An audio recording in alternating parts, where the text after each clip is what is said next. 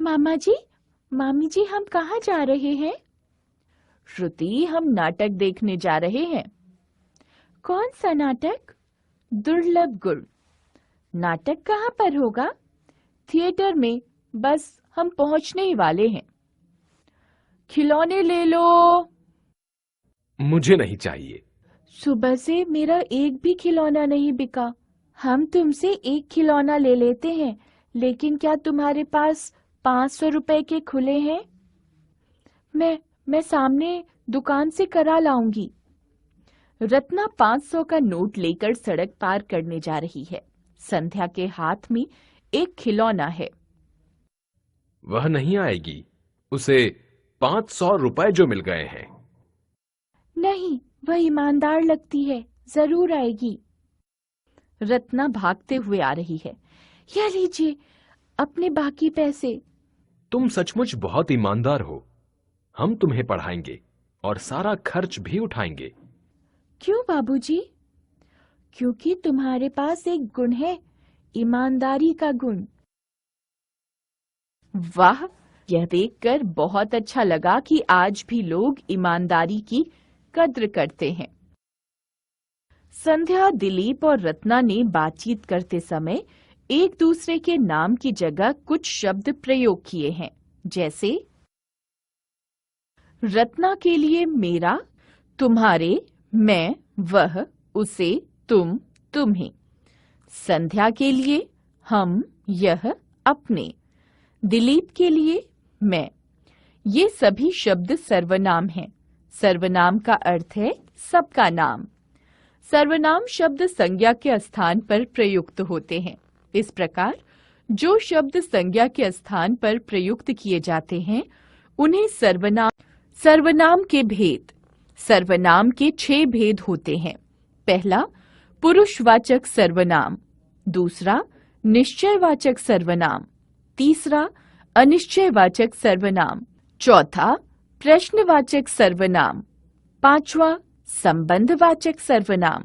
छठा, निजवाचक सर्वनाम। पुरुषवाचक सर्वनाम। बोलने वाले यानी वक्ता, सुनने वाले यानी श्रोता या किसी अन्य व्यक्ति जिसके बारे में बात हो रही हो, इन सभी का बोध कराने वाले सर्वनाम पुरुषवाचक सर्वनाम कहलाते हैं। मैं रस्सी कूद रही हूँ। तुम भी रस्सी कूदो। वह 100 बार रस्सी कूद लेती है। इस प्रकार पुरुषवाचक सर्वनाम 3 प्रकार के होते हैं: उत्तम पुरुषवाचक, मध्यम पुरुषवाचक, अन्य पुरुषवाचक। उत्तम पुरुषवाचक सर्वनाम। वक्ता या लेखक जिन सर्वनामों का प्रयोग अपने लिए करता है उन्हें उत्तम पुरुषवाचक सर्वनाम कहते हैं, जैसे मैं, हम, मेरा, हमारा, मुझे, हमें, मुझसे, हमसे आदि। मध्यम पुरुषवाचक सर्वनाम। वक्ता या लेखक द्वारा जिन सर्वनामों का प्रयोग श्रोता या सुनने वाले के लिए किया जाता है उन्हें मध्यम पुरुषवाचक सर्वनाम कहते हैं, जैसे तू, तुम, आप, तेरा, तुम्हारा आदि। अन्य पुरुषवाचक सर्वनाम। वक्ता अथवा लेखक जिन सर्वनामों का प्रयोग अपने और श्रोता के अतिरिक्त किसी अन्य व्यक्ति के लिए करता है उन्हें अन्य पुरुषवाचक सर्वनाम कहते हैं, जैसे वह, वे, उसे, उन्हें, उनका, उसका आदि। निश्चयवाचक सर्वनाम। जिस सर्वनाम के द्वारा किसी पास या दूर की वस्तु या व्यक्ति का निश्चित रूप से बोध होता है उसे निश्चयवाचक सर्वनाम कहते हैं, जैसे यह, वह, यही, वही, इसी, उसी आदि। यह मेरी घड़ी है। वह अंकित का दोस्त है। मुझे यही खिलौना चाहिए। इन वाक्यों में यह, वह और यही सर्वनाम निश्चित वस्तु या व्यक्ति की ओर संकेत कर रहे हैं, अतः ये निश्चयवाचक सर्वनाम है। अनिश्चयवाचक सर्वनाम। जिन सर्वनामों से किसी वस्तु या व्यक्ति के विषय में कोई निश्चित बोध न हो उन्हें अनिश्चयवाचक सर्वनाम कहते हैं, जैसे कोई, कुछ, किसी, किन्हीं आदि। झाड़ियों के पीछे कोई है। माँ, पानी में कुछ पड़ा है। मंदिर का रास्ता किसी से पूछ लेते हैं। इन वाक्यों में कोई, कुछ और किसी अनिश्चित वस्तु या व्यक्ति की ओर संकेत कर रहे हैं, अतः ये अनिश्चयवाचक सर्वनाम है। सामान्यतः कोई और किसी सर्वनाम का प्रयोग सजीव संज्ञाओं के लिए तथा कुछ सर्वनाम को प्रयोग निर्जीव संज्ञाओं के लिए होता है।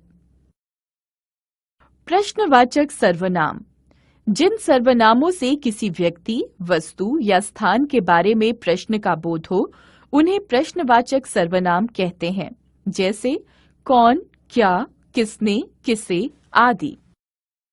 दिखाओ तुम्हारे बस्ते में क्या है। यह शोर कौन मचा रहा है। यह किसका पेन है।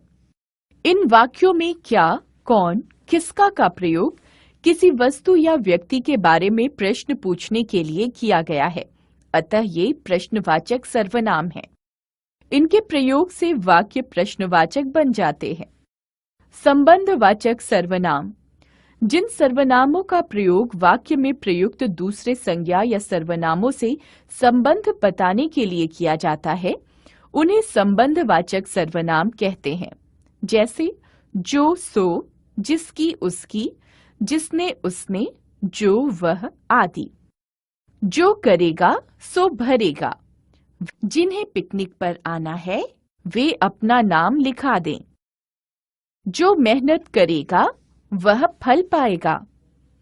इन वाक्यों में सो, वे और वह का संबंध क्रमशः जो, जिन्हें और जो से प्रकट हो रहा है, अतः ये संबंधवाचक सर्वनाम है।